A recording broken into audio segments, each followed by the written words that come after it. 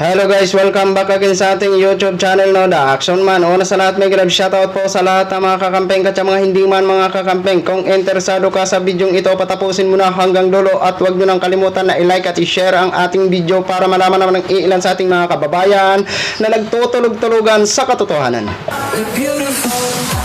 So muli naman nagbabalik ang nag-iisa nyong host na si The Action Man para magbigay ng komentaryo at reaction sa mga mainit ng issue ng bayan.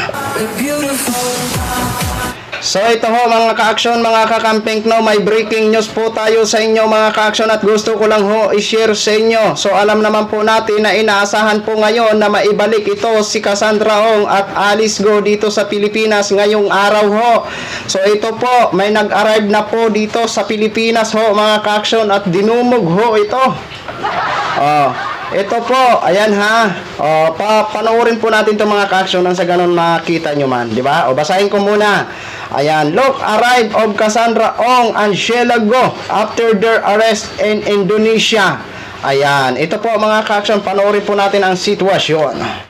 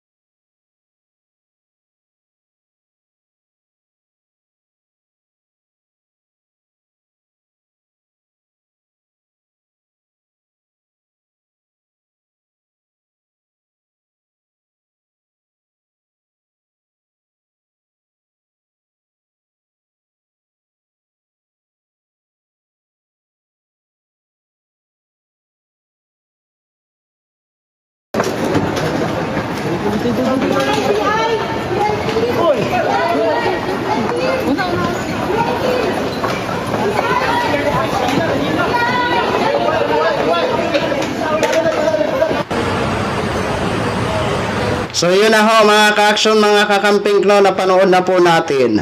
Ang ano po natin dito, kung kasama mo dyan si Alice Go, kasi ang nakalagay kasi sa title mga ka-action is Cassandra Ong at Sheila Go lang ang nakalagay ho. Hindi po nakalagay kung kasama din ba sa pagdating si Alice Go ho, mga ka-action, mga kakamping, no?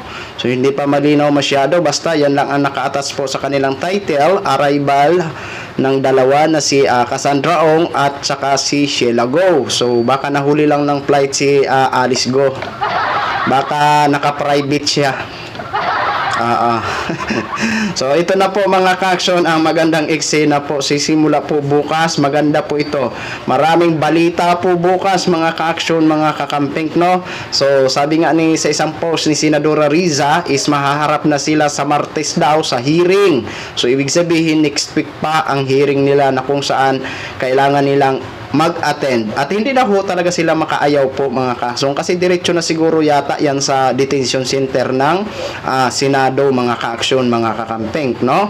So lilinawin lang po natin yung mga yan, pinaristo lang po yan dahil sa kanilang hindi pagsipot sa mga patawag sa kanila at kailangan silang iharap dyan sa nasabing hearing, okay?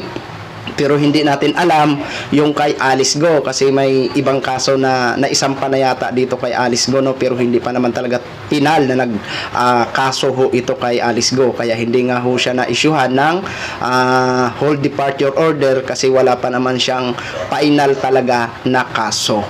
So ang mga ano pa lang, mga posibleng pwedeng harapin ni Alice Go na kaso, okay?